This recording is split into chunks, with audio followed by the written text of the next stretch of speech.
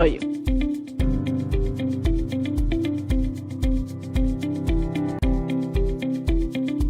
Ya viene.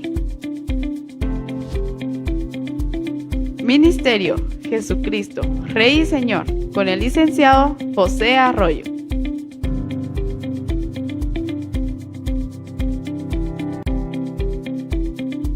Ya viene. Ministerio Jesucristo, Rey y Señor, con el licenciado José Arroyo.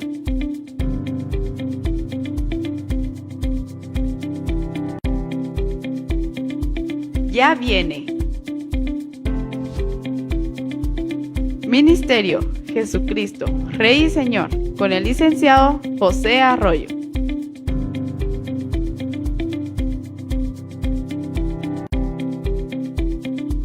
Ya viene.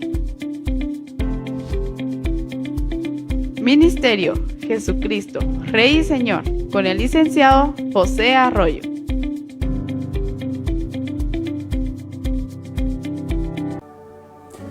Muy buenas tardes, nuevamente estamos acá en los estudios del canal Aspa Visión para un programa del Ministerio Jesucristo Rey y Señor. Y en esta tarde vamos a continuar con nuestro estudio del libro de Samuel, el segundo libro de Samuel. Pero antes de eso vamos a orar. Padre, en esta tarde estamos rogándote que tú seas, Señor, el que nos guíe, el que nos ayude, Señor, en todas las cosas que vemos, que estudiamos acá en el canal. Padre, en el nombre de Jesús, te pedimos que seas tú mismo nuestro maestro, que seas tú el que nos ayuda, el que nos da la sabiduría, nos da la inteligencia para entender tu palabra. Padre, en el nombre de Jesús, declaramos que solamente en ti podemos encontrar una palabra de aliento, una palabra de fe, una palabra de esperanza, de fortaleza, y oramos para que sea tu Espíritu Santo, Señor, el que nos guíe en todo momento en estos estudios. Lo pedimos en el poderoso nombre de Jesucristo. Amén y amén. Hemos estado estudiando en el libro en el segundo libro de Samuel, algunos sucesos interesantes en torno a la vida del rey David. Por supuesto que ya no vimos el aspecto profético, aunque vemos que en diferentes ocasiones el Señor le habla a David, y sobre todo David busca al Señor para consultarle respecto, por ejemplo, de guerras, respecto de decisiones difíciles que él tiene que tomar. Y recuerden que en la última clase estuvimos estudiando acerca de el pecado del rey David. Recuerden que David dice que en un momento en el que todos los reyes iban a la guerra, él decidió darse vacaciones y se quedó en la terraza de su casa descansando, y desde ahí vio a una mujer muy hermosa que se estaba bañando. Lógicamente se estaba bañando sin ropa, ¿verdad? Y la codició y la mandó a traer, y como él era el rey, entonces dice la escritura que él se acostó con ella. La cosa es que recuerden que la historia se agrava cuando ella le comunica al rey David que está embarazada. Entonces él envía a traer al esposo de esta mujer. Recuerden que es Betsabé, y el esposo es Urías Eteo, que está en el campo de batalla. Pero David lo manda a traer porque, como lógicamente David embarazó a la que era su esposa, ¿verdad?, la esposa de Urías, entonces David quería librarse del problema, ¿verdad? Entonces mandó traer a Urías para que Urías fuera a descansar un ratito a su casa y tuviera relaciones con su esposa, pero Urías se negó. Entonces al día siguiente dice que David hizo una cena e invitó a Urías y lo emborrachó, pero tampoco Urías aceptó ir a dormir con su esposa. Entonces no había forma de culpar a Urías o de acreditarle ese bebé que ya venía en camino, pero era un bebé de pecado, ¿verdad?, de adulterio de David. y entonces David decidió mandar a que mataran a Urías.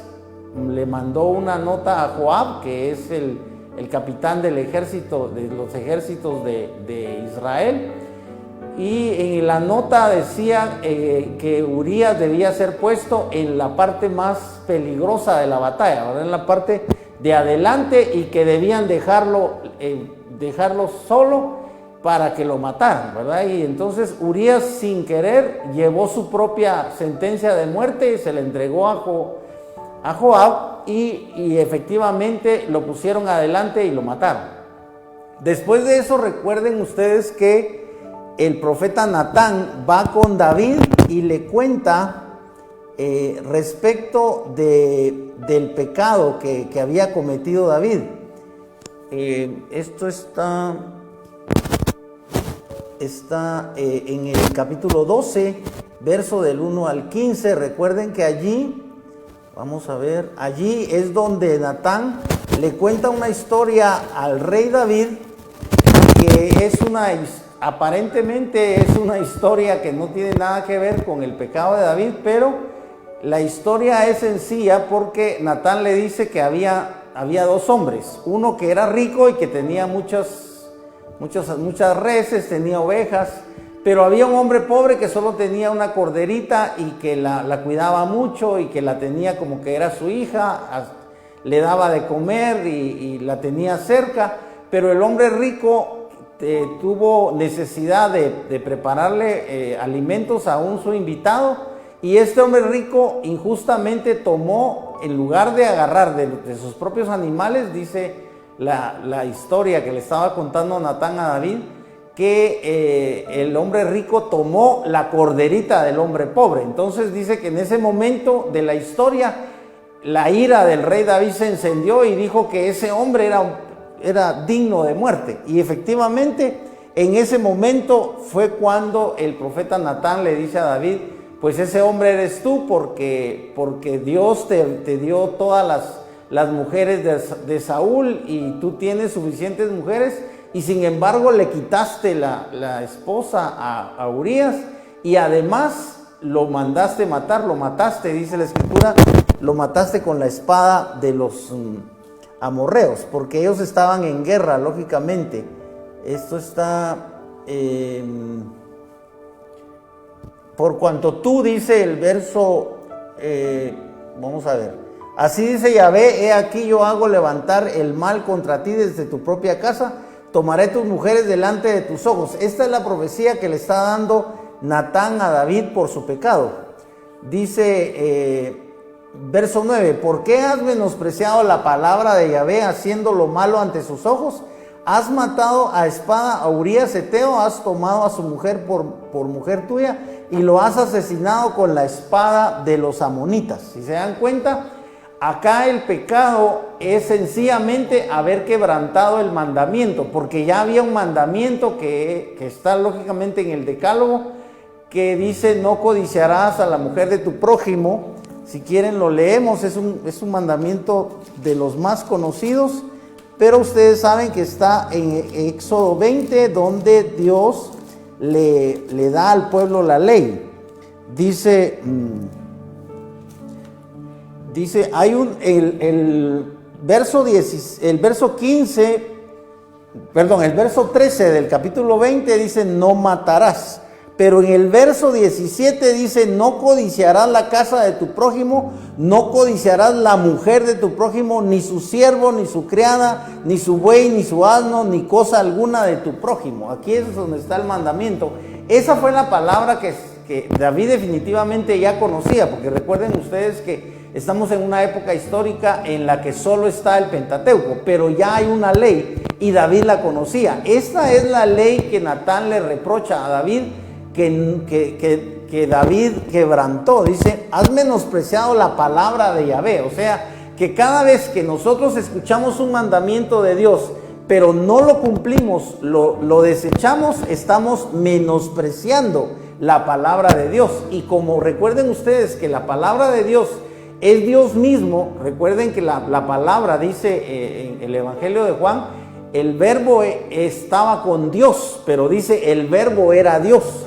Y también dice que por medio del verbo, por medio de la palabra, Dios hizo todas las cosas.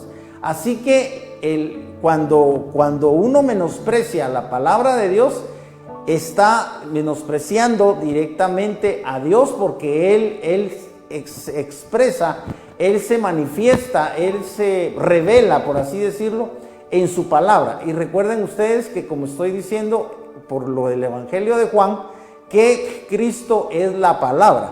Podemos leerlo para todos aquellos que están siempre interesados en la palabra de Dios, porque es un verso que ustedes conocen perfectamente y que saben que es como si fuera un nuevo Génesis, un segundo Génesis. El Génesis del Nuevo Testamento está aquí también en Juan. Dice Juan 1:1, en el principio era el verbo, y el verbo era con Dios, y el verbo era Dios. Este era en el principio con Dios. Todas las cosas por Él fueron hechas, y sin Él nada de lo que ha sido hecho fue hecho. Si se dan cuenta, por Él se refiere al verbo, y el verbo es una persona. Aquí aparece con mayúscula porque también hay otro pasaje donde dice, creo que está más adelante, el verbo se hizo carne. Dice, en Él estaba la vida y la vida era la luz de los hombres. Hubo un hombre, dice, este vino por testimonio, está hablando de Juan. En el mundo está hablando de Jesús, en el mundo estaba y el mundo por Él fue hecho, pero el mundo no le conoció. Es donde aparece, a los suyos vino y los suyos no le recibieron. Está hablando de Cristo, lógicamente, porque Cristo es el verbo. Recuerden que también en el arca del pacto, que estaba en el lugar santísimo dentro del tabernáculo, recuerden ustedes que el arca es una caja que desapareció. Nadie sabe qué se hizo, porque diferentes culturas se la robaron y de repente desapareció. Podríamos pensar que Dios se llevó el arca, podríamos conjeturar muchas cosas, pero realmente el arca ya no existe. El punto es que ustedes saben que dentro del arca estaban las dos tablas de los mandamientos, porque representan la palabra de Dios, ¿verdad? Lógicamente las tablas tienen el valor de lo que contienen, ¿verdad? Porque lo que contenían esas tablas eran precisamente lo que conocemos como los 10 mandamientos. Y ustedes saben que esas tablas estaban dentro del tabernáculo y dentro del arca del pacto específicamente, pero toda el arca y en sí todos los utensilios del tabernáculo son un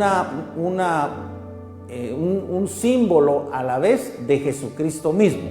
Este es un tema muy interesante, pero no es el tema que estamos tratando. Vamos a continuar acá porque recordemos los otros juicios que el profeta Natán le da a David a raíz de su pecado. Están a partir del verso 10. Por lo cual ahora no se apartará de tu casa la espada, por cuanto me has despreciado. Imagínense ustedes, el pecado de David para Dios fue un desprecio. Me has despreciado y has tomado la mujer de Urías Heteo para que sea tu mujer. Así dice Yahvé, he aquí yo hago levantar el mal contra ti desde tu propia casa.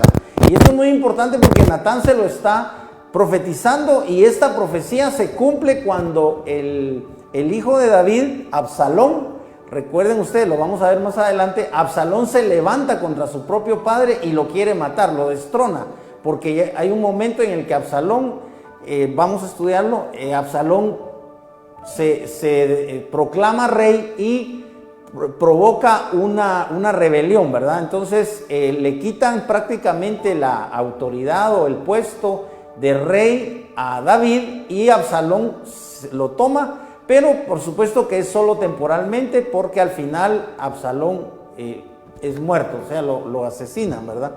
El punto es que esta es la profecía previa a eso que va a pasar, que lo vamos a estudiar. Dice, tomaré tus mujeres delante de tus ojos y las daré a tu prójimo, y él se acostará con tus mujeres a vista de todos.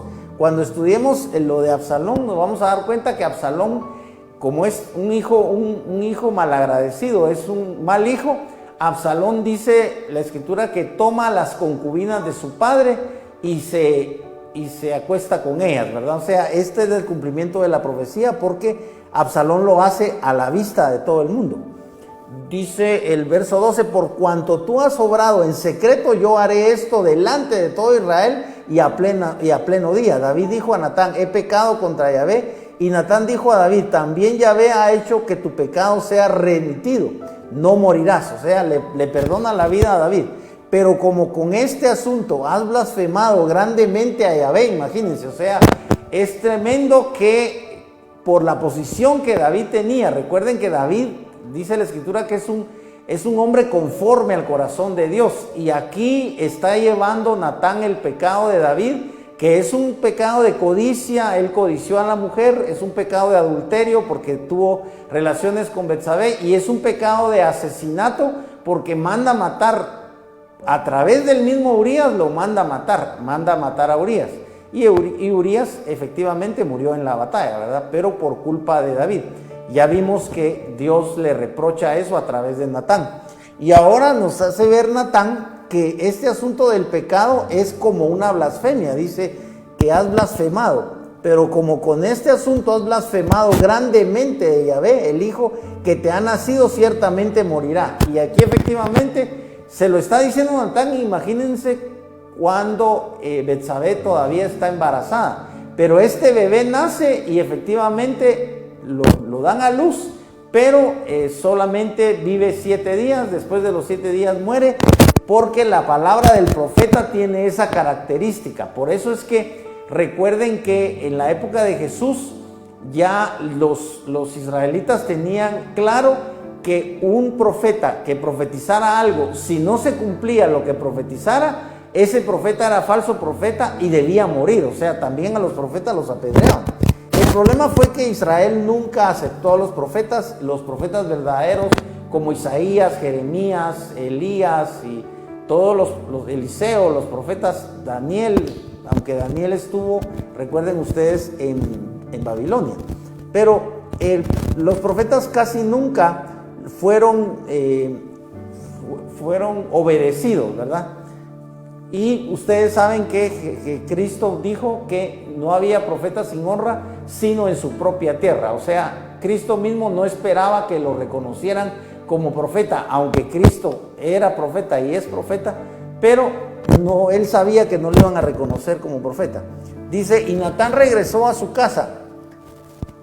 Yahvé hirió al niño que la mujer de Urías había dado a luz y se agravó. Y David rogó a Elohim por el niño, y ayunó David y se retiró y pasaba la noche acostado en el suelo.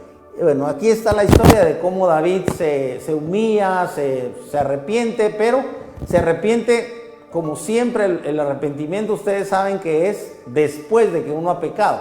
O sea, si uno se arrepintiera antes de cometer el pecado, eso sería ideal, porque uno se arrepiente desgraciadamente después de cometer el pecado, después de que uno ya ha hecho lo que hizo, que no debió hacerlo, o que ha actuado mal contra otro y no debió hacerlo, ¿verdad? Tantos pecados que existen, pero uno generalmente se arrepiente después, y esto es lo que pasa con David. Vamos a continuar acá con lo que le sucede a David.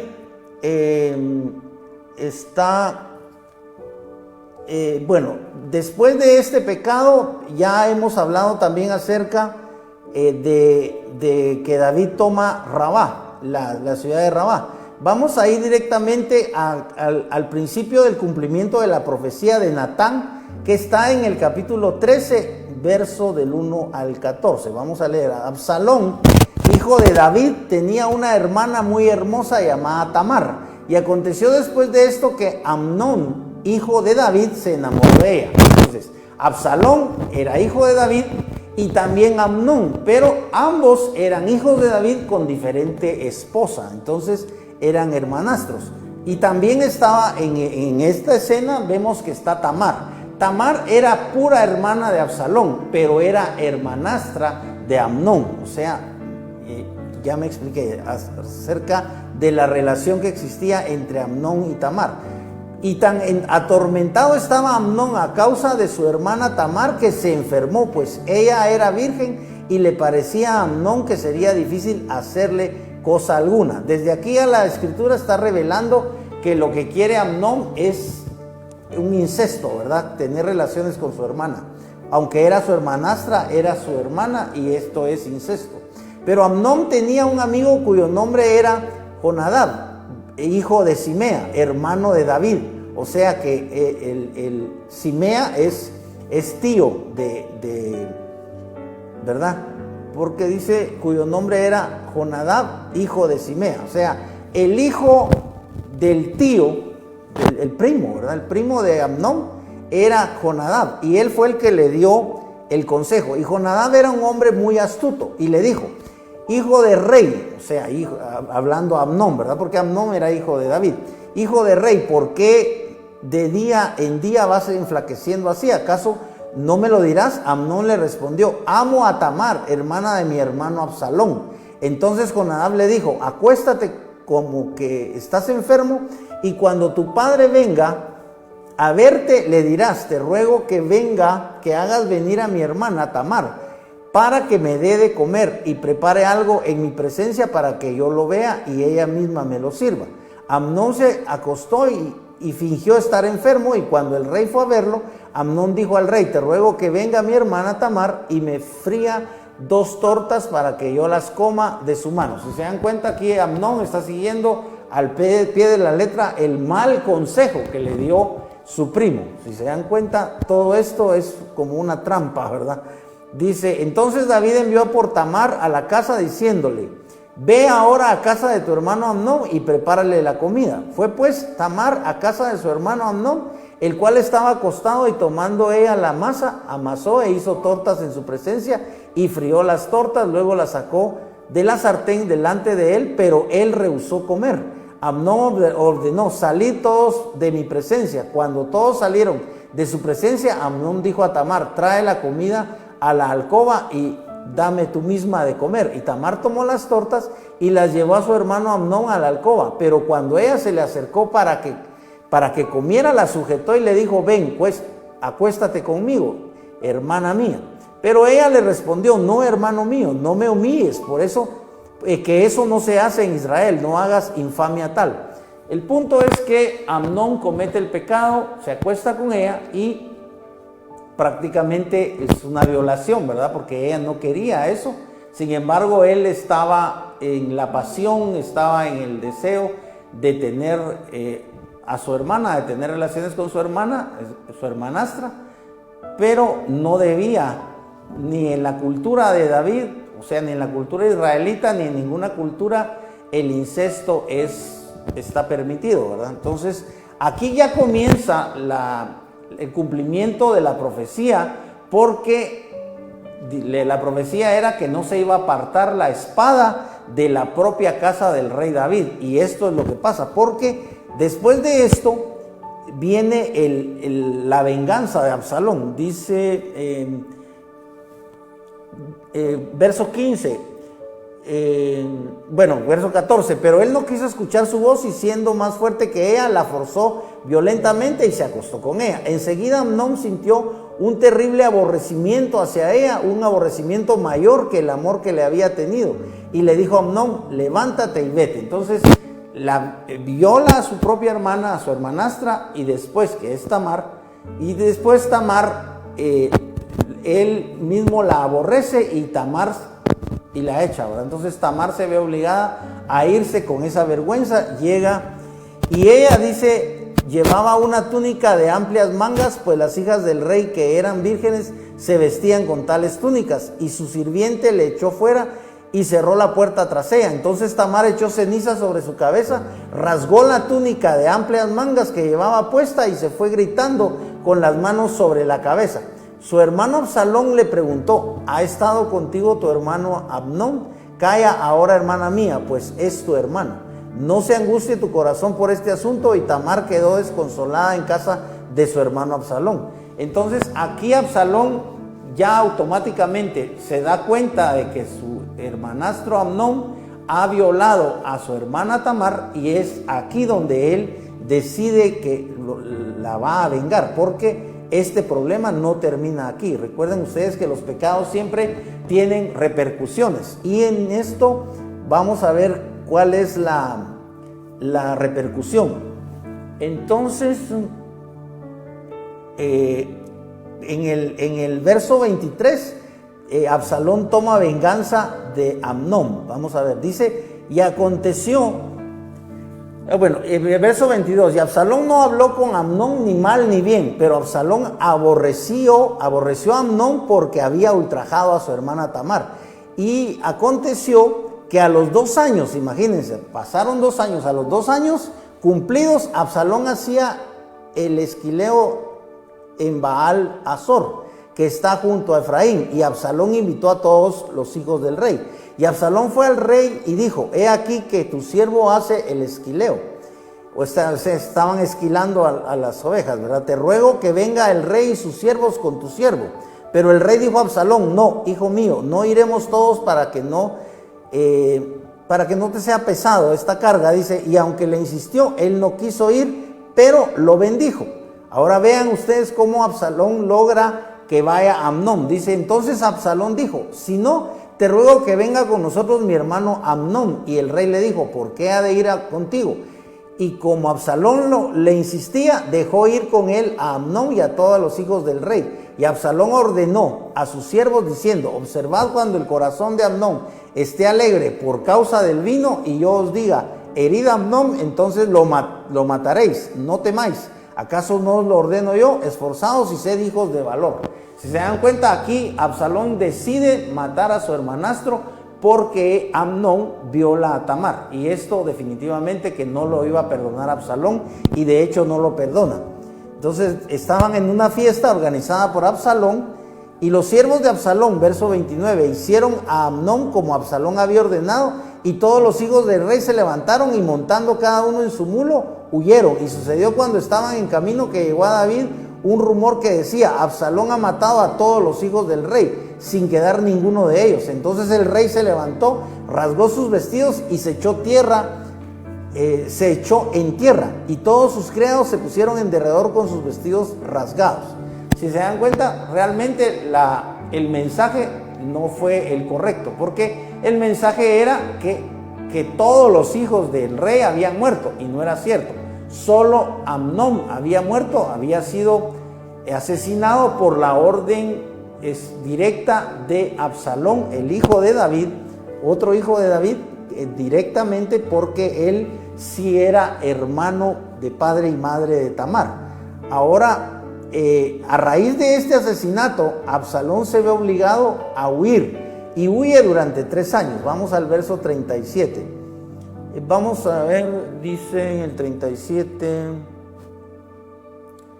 y él hizo duelo por su hijo todos los días, y Absalón huyó y fue junto a Talmai, hijo de Amiud, rey de Gesur. Si se dan cuenta, Absalón tiene que huir y se queda 3 años, como dicen, exiliado, ¿verdad? Porque él, por el asesinato de su hermanastro, pero la culpa la tuvo el hermanastro, porque ustedes saben que no es fácil perdonar una violación, y en este caso Absalón se tomó muy en serio la afrenta, la ofensa de que le hicieron a su hermana Tamar, y como Amnón se atrevió a hacer este pecado, a cometer este pecado, entonces Absalón venga a su hermana y mata a Amnón.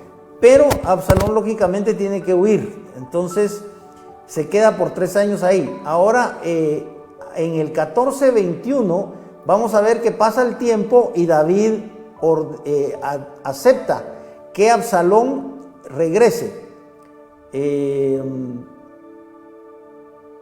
Vamos a ver, dice, entonces el rey dijo a Joab, porque Joab es el que le insiste. Vamos a leer el 20. Tu siervo Joab hizo esto para cambiar la apariencia del asunto, pero mi señor es sabio, conforme a la sabiduría de un ángel de Dios, para conocer todo lo que hay en la tierra.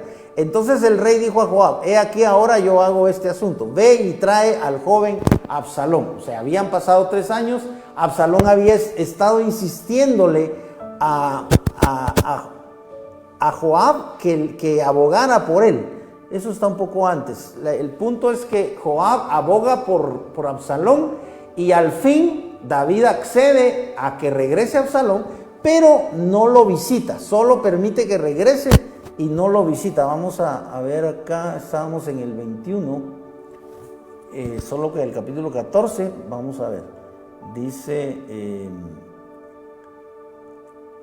Y Joab cayó en tierra sobre su rostro y se postró y bendijo al rey. Y dijo Joab: tu siervo sabe ahora que ha hallado gracia a tus ojos, mi señor, oh rey, pues el rey ha cumplido la petición de su siervo. Levantándose pues Joab, fue a Jesús y trajo de vuelta a Absalón a Jerusalén. Y dijo el rey: que regrese a su propia casa, pero no verá mi rostro. Así que Absalón regresó a su propia casa, pero no vio el rostro del rey.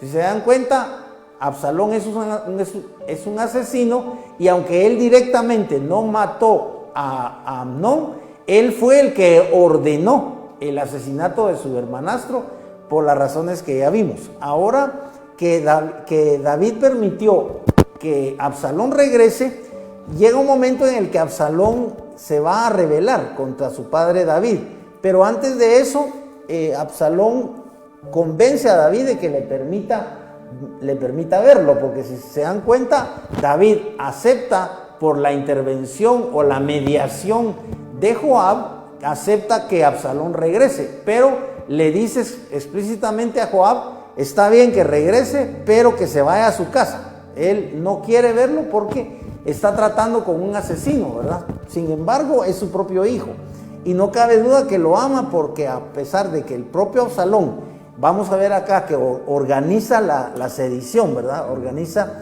el golpe de estado, como le decimos. Dice en el 14:25, vean qué interesante lo que dice acá. Ahora bien, en todo Israel no había hombre tan hermoso como Absalón, admirable en gran manera, desde la planta de su pie hasta su coronilla no había en él defecto alguno. Ya hemos hablado acerca de que la Escritura le otorga hermosura también al varón, porque recuerden ustedes que el problema del prejuicio sobre la homosexualidad, el prejuicio del machismo respecto de que un hombre no debe decirle a otro hombre que es hermoso, porque si lo hace, entonces se debe a que ese hombre es homosexual. Pero este es un prejuicio machista latinoamericano que no puede verse dentro de la Escritura. ¿Por qué? Porque estamos hablando de una Escritura de 1000 años antes de Cristo, en otra cultura. Estamos hablando de los israelitas, estamos hablando de los judíos en la época del rey David, donde ellos no tenían estos prejuicios que nosotros tenemos. O sea, en los dos libros de Samuel y también en los libros de Crónicas y de Reyes, no encontramos para nada, en ningún momento, el problema de la homosexualidad. Ya hemos hablado de eso. No es que sea un problema reciente, ese es un problema muy antiguo. Recuerden que, por ejemplo, el mismo asesinato, el mismo acto de matar a alguien es tan antiguo como los hijos de Adán y Eva, porque Caín asesina a Abel, su hermano. Entonces, el asesinato es un pecado que tiene su origen en la antigüedad. Lo mismo te hemos hablado acerca del problema de la homosexualidad, que era tal que Dios decidió destruir Sodoma y Gomorra, y de hecho la destruyó, la quemó con un fuego que los científicos piensan que fue un fuego que no era posible en esa época que existiera un fuego tan potente, porque han descubierto, ya hemos hablado de eso, han descubierto pruebas de que efectivamente Sodoma y Gomorra sí existieron y que efectivamente fueron destruidas por el fuego. Entonces aquí la Escritura nos está dando sencillamente una opinión respecto de que Absalón era un hombre hermoso. El problema es que nosotros, si somos hombres, como que no pudiéramos reconocer eso. Pero recuerden ustedes que la Escritura no tiene la mentalidad del hombre actual, ni menos del hombre latinoamericano. La Escritura presenta una historia. Aquí nos están contando una historia y sencillamente están reconociendo que Absalón era un hombre hermoso y punto. No tenemos que buscarle, como dicen, 3 pies al gato. Sencillamente Absalón era un hombre hermoso y ya. Así que esto dice que era tan hermoso que era admirable en gran manera. Desde la planta de su pie hasta la coronilla no había en él defecto alguno. Él se rapaba la cabeza, y acontecía al final de cada año, cuando solía raparse, porque le molestaba, entonces se rapaba. y el cabello de su cabeza pesaba 200 ciclos de peso real. O sea que el cabello de Absalón hasta lo usaban, no sé para qué. Tal vez las pelucas son muy antiguas, pero utilizaban el pelo de Absalón, porque era tan largo en un año que él se lo cortaba porque le molestaba y lo pesaba. Ahora vamos a entrar directamente al pecado de Absalón, ya dice, bueno, primero en el verso 33 es donde aparece por así decirlo,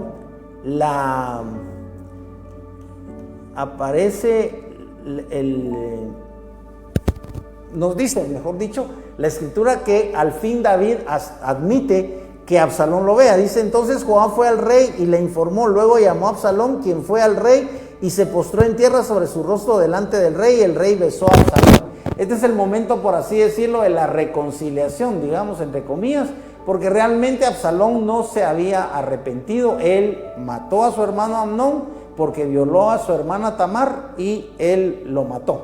Y se fue 3 años a Jesús. De ahí lo trajo, gracias a la intervención de Joab, lo trajeron otra vez, pero David no quería verlo, y aquí estamos viendo que al fin David acepta que Absalón se presente ante él, y vemos este detalle tan interesante acerca de que en esa cultura, ustedes saben que se acostumbraba que los hombres se postraran ante, en este caso, la autoridad que era el rey, ¿verdad? Eso ya no se hace. Ustedes saben que solo los coreanos, los chinos y los japoneses saludan con una reverencia, ¿verdad? Se inclinan un poco, pero aquí no es solamente que se inclinaran, sino que aquí está diciendo que Absalón se postró delante del rey. Dice, y se postró en tierra sobre su rostro delante del rey, y el rey besó a Absalón. Aquí está, vemos el momento en el que el rey supuestamente le perdona a su hijo Absalón el haber matado a su otro hijo Amnón. Ahora,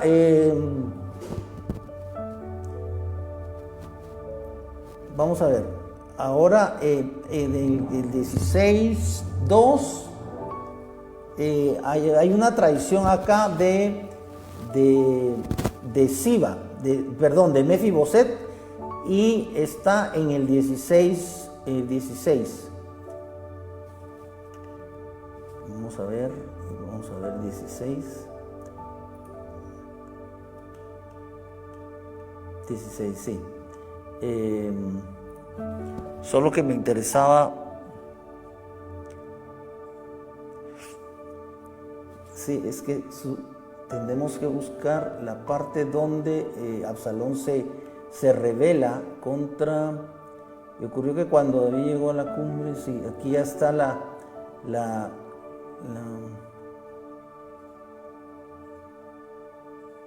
aquí está, vamos a ver, estamos en el 15:12 y verso 11, y con Absalón habían salido de Jerusalén 200 hombres como invitados, que en su ingenuidad iban sin saber nada. Lo que sucede es que Absalón, después de estos hechos, comienza a ganarse al pueblo, porque dice la escritura que Absalón se puso en la entrada de la ciudad y llamaba a todos los que tenían algún asunto, que iban con el rey. Y como Absalón era el hijo de David, entonces todos sabían que él era el hijo del rey, así que no imaginaban que él estaba tramando una rebelión, ¿verdad? Pero esto lo hizo Absalón durante mucho tiempo. Parece que durante varios años estuvo él, dice la escritura, como ganándose el corazón de todos los ciudadanos, ¿verdad? De todo el pueblo, inclinando el corazón del pueblo hacia Absalón. Por eso es que Absalón logra esta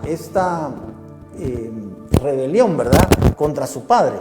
Eso está en el verso 12. Y mientras ofrecía los sacrificios, Absalón envió por Ahitofel Gilonita, consejero de David, de su ciudad de Gilo.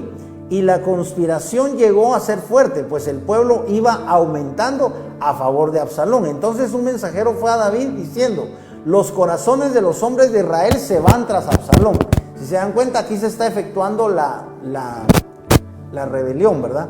Y David dijo a todos sus siervos que estaban con él en Jerusalén: levantaos y huyamos, porque no tendremos escapatoria delante de Absalón. Daos prisa en marchar, no sea que se apresure, nos alcance y eche el mal sobre nosotros, atacando la ciudad a filo de espada. O sea, David estaba consciente de que este acto de rebelión de su hijo Absalón era mortal para él. David sabía que Absalón lo iba a matar, porque Absalón ya no era un niño, Absalón ya era un hombre con cierta adultez, ¿verdad? Ya no era un muchacho, sino que ya tenía cierta edad madura, aunque lógicamente era joven, pero estaba en una posición de completa rebelión contra su propio padre. Salió entonces el rey con toda su casa tras él, pero el rey dejó a 10 mujeres concubinas para cuidar la casa. Salió pues el rey con todo el pueblo tras él y se detuvieron en Bet-Merac. Y todos sus siervos pasaron a su lado, todos los cereteos y todos los peleteos, así como todos los geteos. 600 hombres que habían llegado a pie desde Gat, pasaron por delante del rey. Entonces el rey dijo a Itai Geteo: ¿por qué vienes tú también con nosotros? Vuelve y quédate con el rey, pues tú eres un extranjero y también un desterrado de tu lugar. Llegaste ayer y hoy te haré vagar con nosotros mientras voy a donde voy. Vuélvete y haz volver a tus hermanos y serán contigo la misericordia y la verdad. Pero Itai respondió al rey y dijo: vive Yahvé y vive mi señor el rey, que donde quiera esté mi señor el rey, sea para muerte o para vida, ciertamente ahí estará tu siervo. Este es uno de los casos en los que David encuentra, como por así decirlo, la lealtad de este Geteo, ¿verdad? Pero vamos a ver cómo se desenlaza esta rebelión de Absalón. En el 16:3 vemos la traición de Mefiboset. 16:3 dice: y dijo el rey: ¿dónde está el hijo de tu amo? Y Siba, recuerden que Siba es el mayordomo de Mefiboset. Y Siba respondió al rey: he aquí se ha quedado en Jerusalén, porque dijo: hoy mismo la casa de Israel me devolverá el reino de mi padre. Aquí lo que está diciendo Siba, recuerden que Siba es el criado de Mefiboset. Recuerden que Mefiboset es el último hijo de Jonatán, el gran amigo de David. Jonatán, hijo de Saúl, Saúl el primer rey de Israel. Y David, recuerden que decide hacer misericordia con Mefiboset, porque Mefiboset es el último de la casa de Jonatán. Entonces, solo que Mefiboset dice que era lisiado, era un minusválido, él no podía caminar, porque dice que cuando tenía 5 años lo llevaba cargando la nana, ¿verdad? La muchacha que lo cuidaba, y lo botó, y a raíz de que lo botó, seguramente se dañó las caderas o no sé, pero el punto es que Mefiboset quedó lisiado y no podía caminar. Pero aquí estamos viendo que en este momento en el que Absalón se rebela contra su padre y logra convencer a todo Israel que lo apoye para derrocar a su propio papá, este Mefiboset se queda en Jerusalén porque piensa que va a salir ganando, porque le van a devolver todo lo que era del rey Saúl. Perdón, lo cual no es cierto. El punto es que se rebeló. Ahora veamos acá en el 16:6 ocurre que hasta dice, miren, acá ocurre una reacción del rey David ante un personaje que lo maldice. Pero lo interesante es que a pesar de que David está sufriendo porque su propio hijo lo quiere derrocar y lo quiere matar, David está en la angustia de huir, y sin embargo vean cómo reacciona ante este hombre que lo maldice. Y tiraba piedras contra David y contra todos los siervos del rey David, mientras toda la gente y todos los hombres valerosos marchaban a su derecha y a su izquierda. Y en tanto lo maldecía. Simei se llama este personaje. Simei decía así: fuera, fuera, hombre sanguinario y hombre de Belial. O sea que le está diciendo que David es un hombre diabólico. Yahvé ha hecho volver sobre ti toda la sangre derramada de la casa de Saúl, cuyo trono has usurpado, y Yahvé ha entregado el reino en tu mano, en mano de tu hijo Absalón. Ahí le está hablando Simei a David: vete en tus maldades, porque eres un hombre sanguinario. Entonces Abisaí, hijo de Sarbia, dijo al rey: ¿por qué ha de seguir este perro muerto maldiciendo a mi rey, a mi señor el rey?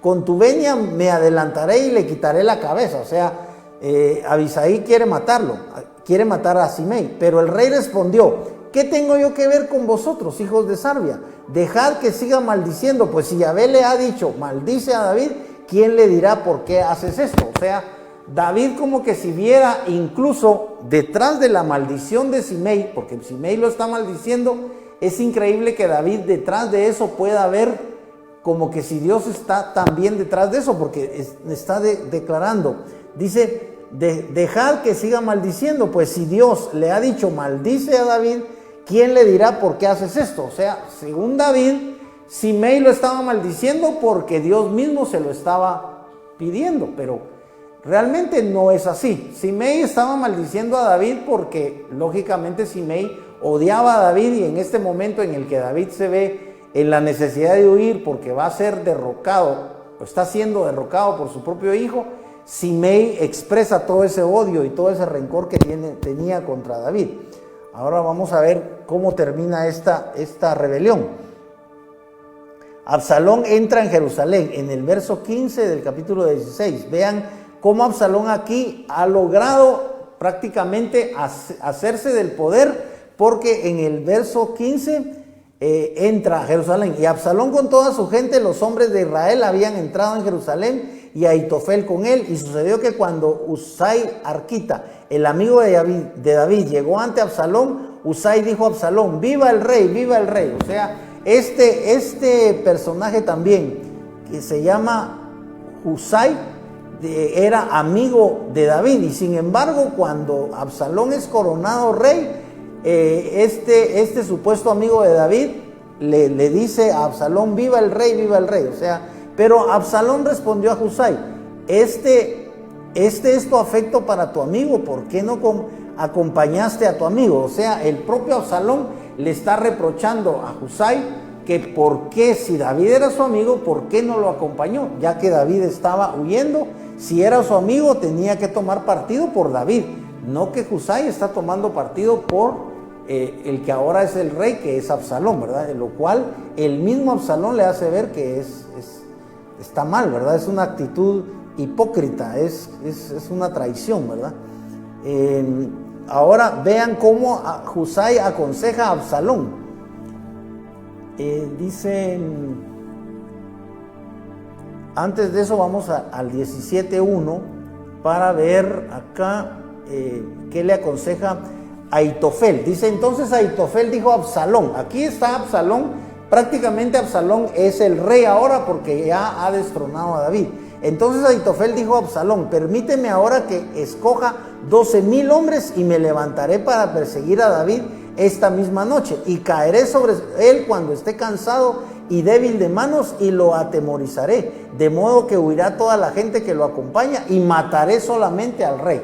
Aquí, si se dan cuenta, Ahitofel está dando como una esperanza, entre comillas, a Absalón de que él mismo va a perseguir al rey David y lo va a matar. Ahora, porque él es el hombre a quien tú estás buscando, así hará volver a ti a todo el pueblo. Así haré volver a ti a todo el pueblo, y cuando todos hayan vuelto, todo el pueblo estará en paz. Y pareció acertado, fíjense bien cómo Absalón sí está de acuerdo con que maten a su padre, porque dice, y pareció acertado el consejo ante los ojos de Absalón y ante los ojos de todos los ancianos de Israel. O sea, Absalón se autoproclama rey, pero tiene el respaldo de todo el pueblo de Israel. Recuerden que estaban divididos, al menos no estaban divididos políticamente, pero sí estaban divididos en el sentido, digamos, en un sentido político, porque Israel eran todas las tribus del norte y Judá eran las tribus del sur.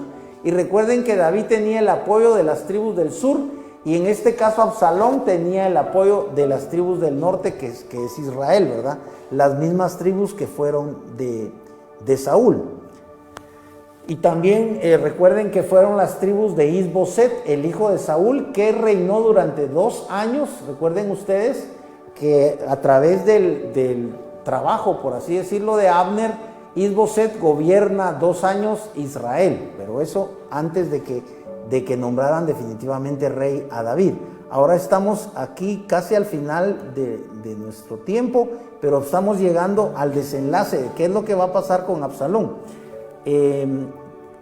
Ahora vean, aquí está el cumplimiento de las profecías de las que les estaba hablando, siempre en el 16, 21 y 22, que es cuando Absalón toma, dice, y Aitofel dijo a Absalón: llégate a las concubinas que tu padre ha puesto para guardar la casa, así todo Israel sabrá que te has hecho aborrecible a tu padre, con lo cual se fortalecerán las manos de todos los tuyos. Si se dan cuenta, este personaje Aitofel pareciera que es un consejero de Absalón, que ahora es el rey. Así extendieron para Absalón una tienda sobre el terrado, y Absalón se llegó a las concubinas de su padre a ojos de todo Israel. Aquí se está cumpliendo la profecía donde Dios le dice a David a través del profeta Natán que lo que él hizo a escondidas de acostarse con Betsabé, otro lo va a hacer a la luz del día acostándose con sus mujeres. Y efectivamente el propio hijo de David, Absalón, cumple con esta profecía, porque aquí notamos que Absalón se acuesta con las mujeres de su papá. Ya vamos a terminar porque estamos llegando al final del programa, pero todavía tenemos unos minutos.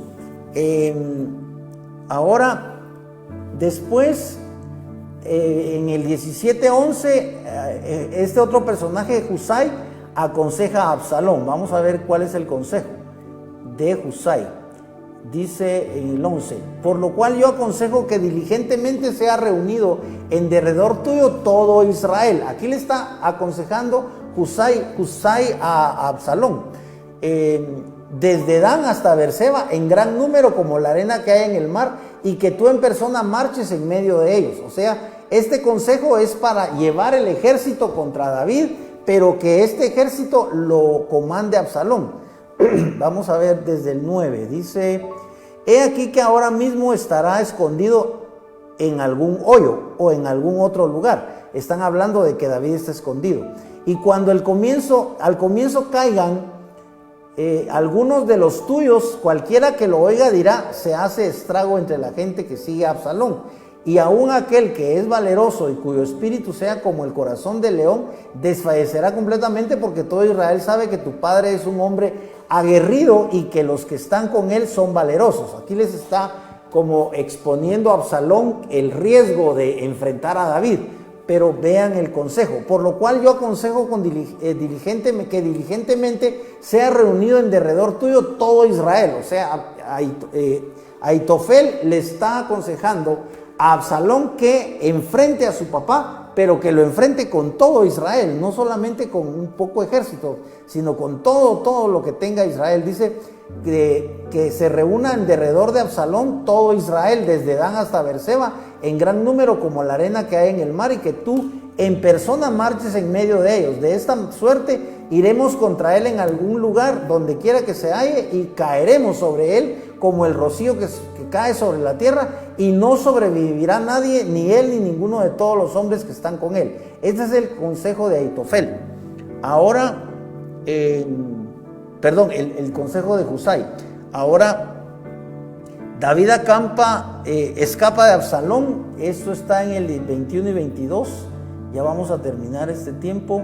Dice: después que se marcharon, aconteció que ellos subieron del pozo y avisaron al rey David, y dijeron a David: levantaos y cruzad rápidamente las aguas, porque así ha aconsejado Aitofel contra vosotros. Se dan cuenta, porque los consejos de Aitofel eran para que pudieran matar a David. Dice 22: se levantó pues David y todo el pueblo que estaba con él, y cruzaron el Jordán, y ya al amanecer no quedaba ninguno que no hubiera cruzado el Jordán. Aquí David vuelve a escapar de su propio hijo Absalón, que lo quiere matar. En el 18, 1 y 2 es donde se enfrentan al fin el ejército de Absalón contra el ejército. Dice 18, 1 y 2: entonces David pasó revista a la gente que tenía consigo, y puso sobre ellos jefes de miles y jefes de cientos. Luego envió David al pueblo una tercera parte al mando de Joab, otra tercera parte al mando de Abisai hijo de Sarbia, hermano de Joab, y la otra tercera parte al mando de Itai Geteo. Y el rey dijo al pueblo: yo mismo también saldré con vosotros. Pero el pueblo dijo: no saldrás, porque si nosotros tenemos que huir, no harán caso de nosotros. Aunque la mitad de nosotros muera, no harán caso de nosotros. Pero tú vales hoy como 10,000 de nosotros. Así que será mejor que no seas que nos seas de ayuda desde la ciudad. Y el rey le respondió: haré lo que os parezca bien. Y el rey se detuvo junto a la entrada, en tanto que el pueblo iba saliendo por cientos y por miles. Esta es la batalla final. En la batalla la gana el ejército del rey David, y dice que cuando Absalón decide huir, como tenía pelo largo, dice que pasó por un encino, y las ramas del encino se le trabaron en la cabeza, porque, como hemos dicho, la cabellera de Absalón era abundante. El caso es que Absalón queda prendido porque se le traban el cabello, se le traba en las ramas y queda colgando, porque el asna que estaba usando siguió. Entonces allí fue donde dice que Joab ordenó que mataran a Absalón. Lo mataron unos con flechas, ¿verdad? Lo mataron. Absalón muere acá, y es el final de esta rebelión. Vamos a continuar, Dios mediante, en el próximo programa, viendo la reacción del rey David ante la muerte de su hijo Absalón. Bien, vamos a dar gracias en esta hora por todo este estudio. Padre, en esta tarde queremos bendecirte, queremos alabarte y glorificarte, Señor, sobre todo darte gracias por la divina gracia de tu Espíritu Santo, la divina guianza de tu Espíritu. Señor, que esta palabra siempre llegue al corazón de los televidentes. Señor, que esta palabra, como es tuya, siempre genere fe en nosotros.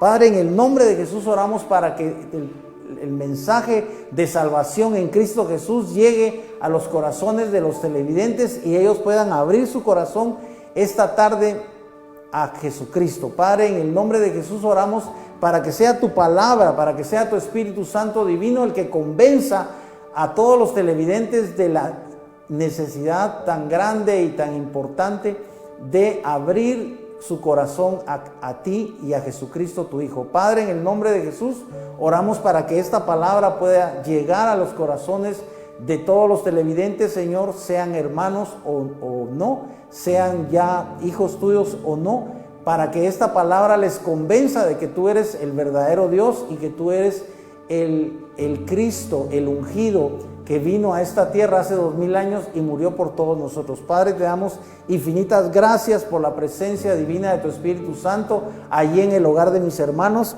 y oramos, Señor, para que sea el dedo divino de tu Espíritu Santo el que toque el cuerpo de mis hermanos que están enfermos, de los televidentes que necesiten, Señor, un milagro de parte tuya, que sea obrado por la gracia, la obra maravillosa de Jesucristo nuestro Salvador. Padre, te damos gracias en el nombre poderoso y maravilloso de Jesucristo.